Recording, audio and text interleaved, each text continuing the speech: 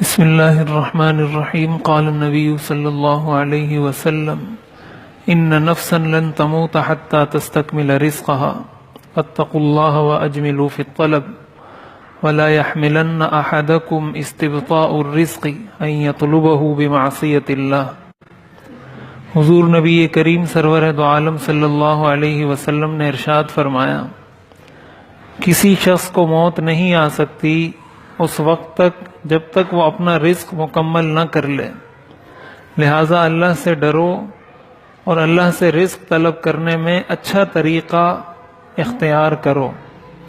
اور تم میں سے کسی ایک کو، کسی شخص کو اس کے رزق کا لیٹ ہو جانا، تاخیر سے ملنا اس بات پر آمادہ نہ کر دے کہ وہ اللہ کی نافرمانی کر کے مال کمانے لگے، اس لیے کہ جو کچھ اللہ کے پاس ہے وہ اللہ کی نافرمانی کے ذریعے حاصل نہیں کیا جا سکتا۔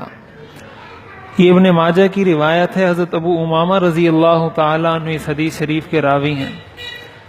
اس میں آپ نے ارشاد فرمایا کہ کوئی شخص اس وقت تک مر نہیں سکتا، اس وقت تک اسے موت نہیں آ سکتی جب تک جو رزق اللہ نے اس کے لیے لکھا ہے وہ مکمل نہ کر لے۔ تو انسان بسا اوقات جب گناہ کے کام کے ذریعے، حرام کام کے ذریعے، ناجائز کاروبار کے ذریعے، غلط طریقے سے جب مال کمانے کی کوشش کرتا ہے، آپ علیہ الصلاۃ والسلام نے اس حدیث شریف میں اس کی بھی نشاندہی فرما دی کہ بسا اوقات کسی انسان کو یہ محسوس ہوتا ہے کہ شاید مجھے پتہ نہیں پیسے کیوں نہیں مل رہے، مجھے مال کیوں نہیں مل رہا، پتہ نہیں میری تنگ دستی کیوں ختم نہیں ہو رہی۔ وہ اللہ تعالیٰ کی طرف سے ایک لکھی ہوئی چیز ہے۔ اس کو دور کرنے کے لیے انسان معصیت کا راستہ اختیار کرتا ہے، ناجائز طریقہ اختیار کرتا ہے، جس سے حضور علیہ الصلاۃ والسلام نے منع فرمایا۔ اس لیے کہ ناجائز طریقہ انسان اختیار اس لیے کرتا ہے تاکہ مجھے کچھ زیادہ مال مل جائے،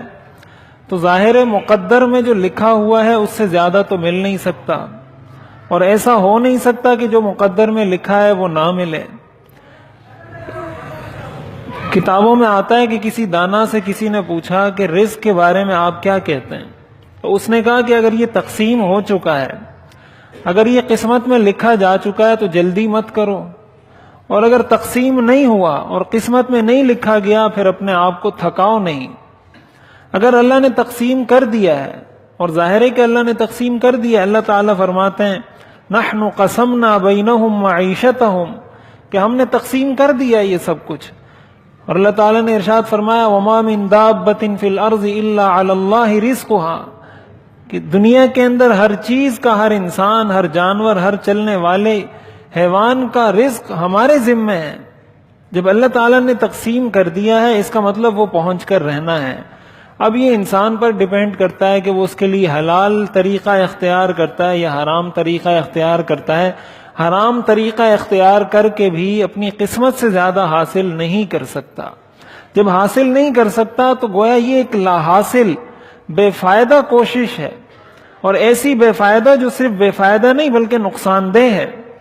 کہ انسان اللہ کا نافرمان بھی بن جائے، گناہگار بھی ہو جائے، حرام کاری کا مرتکب بھی ہو جائے، اور اس کو اپنی قسمت سے زیادہ ملے بھی نہیں۔ تو ظاہر ہے یہ بہت بڑی بے وقوفی ہے۔ یہ الگ بات ہے کہ انسان کی حرص ختم نہیں ہوتی۔ دنیا میں ایسا کوئی شخص نہیں ملے گا جس کو یہ تمنا نہ ہو کہ مجھے کچھ اور زیادہ مال مل جائے، مجھے کچھ اور زیادہ مال مل جائے، اور ایسا ہو نہیں سکتا۔ حضور علیہ الصلاۃ والسلام نے ارشاد فرمایا لو کان لابن آدم وادیان من ذهب لابتغى ثالثا، کہ اگر ابن آدم کو 2 وادیاں سونے کی بھر کر دے دی جائیں تو وہ کہے گا ایک کاش مجھے ایک تیسری وادی بھی سونے کی بھر کر دے دی جاتی۔ تو جس کے پاس 2 وادیاں سونے کی بھری ہوئی ہوں اسے اور کیا چاہیے، لیکن اس کو صبر اس پر بھی نہیں ہے، قناعت اس پر بھی نہیں ہے، بلکہ وہ کہتا ہے کہ ایک اور مل جائے، ایک اور مل جائے۔ اسی لیے حدیث میں فرمایا وَلَا يَمْلَأُ فَاهُ إِلَّا التُّرَابُ، کہ انسان کے پیٹ کو بھرنے والی چیز وہ قبر کی مٹی ہے۔ قبر کی مٹی جب انسان کے منہ میں جائے گی تو اس سے اس کا پیٹ بھر جائے گا، اس کے بعد اس کو اور کچھ نہیں چاہیے ہوگا۔ اسی لیے حضور علیہ الصلاۃ والسلام اپنی دعاؤں میں اس دعا کو شامل کیا کرتے تھے اللہم قنعنی بما رزقتنی، کہ یا اللہ جو کچھ آپ نے مجھے دیا ہے اس پر مجھے قناعت عطا فرما۔ انسان کو جب قناعت کی توفیق نہیں ہوتی، جب حرص انسان کی زندگی کا حصہ بن جاتا ہے، تو اس کی زندگی کی بے چینی بھی اس کی زندگی کا حصہ ہوتا ہے، بے اطمینانی بھی اس کی زندگی کا حصہ ہوتا ہے، اس لیے کہ ہر وقت وہ اسی چکر میں ہوتا ہے کہ اور آ جائے اور آ جائے اور آ جائے۔ اب جتنا بھی آئے یہ اور تو ختم ہونے والا ہے نہیں، تو جب یہ ختم ہونے والا نہیں، یہ بے چینی بھی ختم نہیں ہوتی۔ اس لیے ہمیں چاہیے کہ حضور علیہ الصلوۃ والسلام نے جب فرما دیا، قرآن کریم میں جب فرما دیا گیا کہ اللہ نے رزق دینا ہے، اور ہم جب ناجائز طریقہ اختیار کرتے ہیں تو بجائے اس کے کہ وہ رزق میں برکت کا سبب بنے، اس سے رزق میں بے برکتی آتی ہے۔ چنانچہ حدیث شریف کے اندر آتا ہے کہ جو قوم ناپ تول میں کمی کرتی ہے، اللہ تعالیٰ ان کو قحط میں مبتلا کرتے ہیں۔ اب ناپ تول میں انسان کمی کیوں کرتا ہے؟ کہ مجھے زیادہ ملے۔ حضور علیہ الصلوۃ والسلام نے فرمایا جو ناپ تول میں کمی کرتا ہے، اللہ تعالیٰ اس پوری قوم کو قحط میں مبتلا کرتے ہیں۔ اس کا مطلب تو یہ ہوا کہ یہ رزق کو روکنے والی چیز ہے۔ اب یہ الگ بات ہے کہ ہماری سمجھ میں یہ بات نہیں آتی، ہم یہ سمجھتے ہیں کہ ہم تو جب ناپ تول میں کمی کرتے ہیں تو مجھے تو پیسے زیادہ ملتے ہیں، 1 کلو میں 1 کلو دیتا ہوں تو مجھے تو پیسے کچھ زیادہ ملے ہیں، تو اس کا کیا مطلب کہ اس سے قحط آتا ہے، اس سے بے برکتی آتی ہے؟ یہ الگ بات ہے کہ ہمارے ذہن اس چیز کو ہماری سمجھ میں نہیں آتی، لیکن حقیقی معنوں میں اس سے بے برکتی آتی ہے۔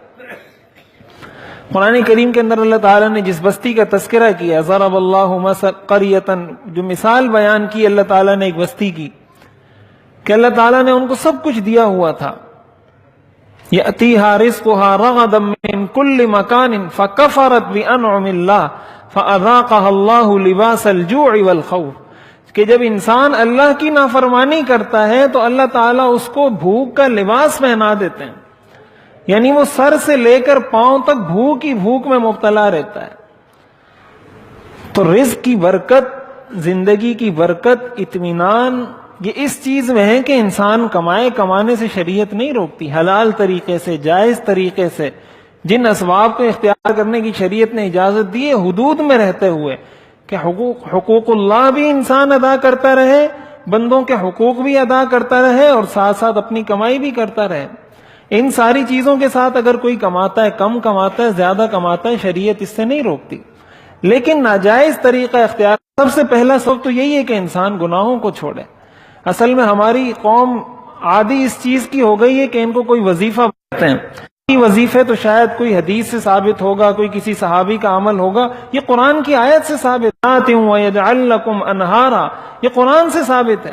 کہ استغفار کرو، اپنے گناہوں کی معافی مانگو، اللہ تعالیٰ آسمان سے پانی برسائے گا، اللہ تعالیٰ تمہیں مال دے گا، اللہ تعالیٰ تمہیں اولاد دے گا، اللہ تعالیٰ تمہیں باغات دے گا، پانی کی فراوانی کر دے گا۔ یہ قرآن کی آیات ہیں۔ اب اس کی طرف ہم نہیں آتے، وظائف کی طرف ہم بڑی جلدی جاتے ہیں، اس کی طرف ہم نہیں آتے۔ تو رزق میں برکت کا تو یہی سب سے پہلا اور بڑا سبب ہے۔ اللہ کی ناشکری سے ایک تو انسان باز آئے، گناہوں سے توبہ کر کے نیکی کی زندگی کی طرف آئے، اور ساتھ ساتھ ایک سبب جو میں نے ذکر کیا تھا کہ انسان صلہ رحمی کرے، اپنے رشتہ داروں کا خیال کرے۔ رشتہ داروں کا جب انسان خیال کرے گا، والدین کا، اعزاء اقارب کا، ہم نے تو پیسے کے چکر میں سب کو بھلا دیا ہے، نہ بھائی کو بہن کا پتہ ہے، نہ چچا کو بھتیجے کا پتہ ہے، نہ بیٹے کو باپ کا پتہ ہے، نہ باپ کو بیٹے کا پتہ ہے، پیسے کے چکر میں سب بھلا بیٹھے ہیں ہم۔ تو یہ تو رزق کو روکنے والی چیزیں ہیں ساری، اور ہم اس کے ذریعے سے رزق میں برکت اور کثرت تلاش کر رہے ہیں۔ تو یہ تو بہت بڑی ظاہر ہے کہ عقل مندی کی بات تو کم از کم نہیں ہو سکتی۔ اس لیے ایک تو اس بات کا یقین دل میں ہو کہ جو مقدر میں لکھا ہے وہ ملنا ہے، اور جب اس کا یقین ہو تو ہم اس کے لیے کوئی ناجائز طریقہ اختیار نہ کریں، جائز طریقے سے کمائیں، جائز طریقے سے کمانے کے ساتھ ساتھ اللہ کی فرما برداری کریں، شریعت پر عمل کریں، انشاءاللہ برکت ہی برکت ہوگی۔ اللہ تعالی عمل کرنے کی توفیق عطا فرمائے۔